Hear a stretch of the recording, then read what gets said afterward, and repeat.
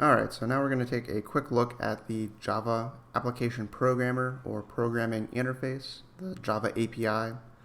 This Java API is going to be a library or a collection of classes that are separated into various packages. So when I say that it's a library or a collection of classes, recall that every time that we've made a project in Java, when we do this on NetBeans, that the project will contain a Java file, and then inside of that Java file, so the code that we're writing in there, that's going to be a public class that has our main method with a couple of our statements that we've written. So when we talk about this collection of classes, you can essentially think of that like a collection of Java files. When I say that it's broken up into various packages, each one of these packages is basically just a folder that contains some Java files inside of it.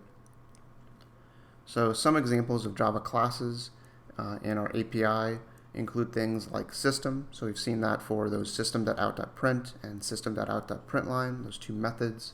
The string class actually comes from that Java API as well. So as we go through this, we're going to talk a little bit about our different data types in Java.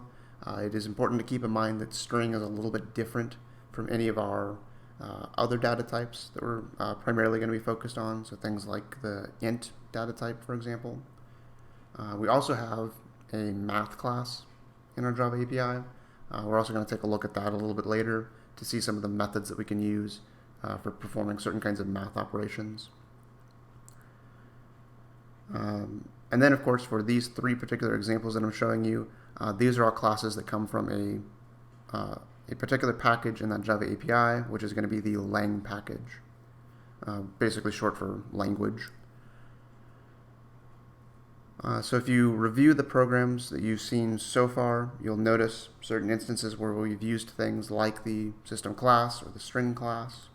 And then, of course, if you want to try to kind of visualize this hierarchy of our entire Java API, so that entire library, that's then going to be broken up into many different packages. So you've got things like the lang package. We also have things like the util and IO packages. A little bit later, we're going to see some classes that come from that util package. Much later, we'll see some things that come from that IO package. Some other ones that you might want to explore on your own include things like the applet or the net or the AWT package.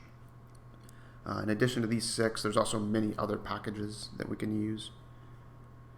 Alright, so this is going to wrap up everything for this Java API.